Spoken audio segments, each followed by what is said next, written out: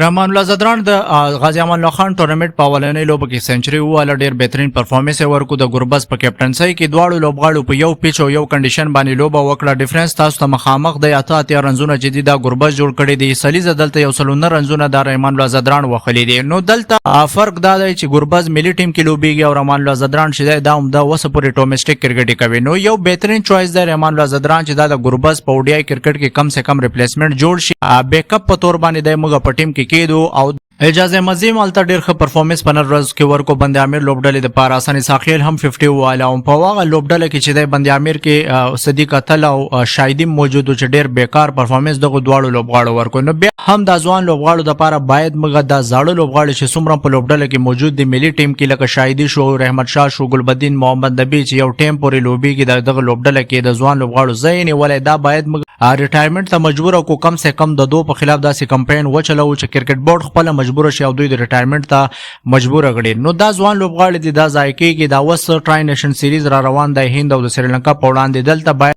د غازی امان الله خان ټورنمنت یو مقصد جوړ شي، ځوان لوبغاړي دغه ټورنمنت نه موږ پک کو 15 کسیز سکواډ دوی جوړوي او که 11 کسیز هم دغه ټورنمنت نه د لوبغاړي موږ راواخو لکه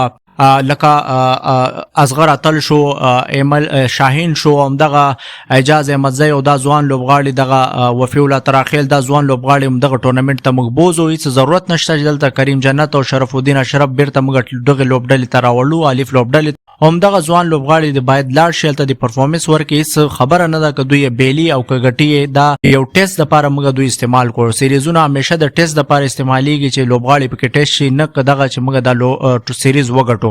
نو تاسو سره دې په کمنټ سیکشن کې راته ووایئ.